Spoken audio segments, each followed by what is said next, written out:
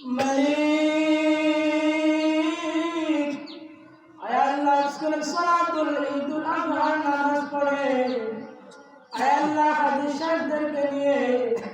আয় আল্লাহ আলেম উলামা হাফেজ কোরআনদেরকে নিয়ে আয় আল্লাহ দায়িত্বরা মুরব্বিদেরকে নিয়ে আল্লাহ যুবক ভাইদেরকে নিয়ে আয় আল্লাহ কুশিকর মাসুম বাচ্চাদেরকে নিয়ে আল্লাহ আপনার শহীদ দরবারে দুআত করে মালিক যা কিছু আমল করলাম আল্লাহ আপনি কবুল করলেন আল্লাহ আমার হাতে আল্লাহ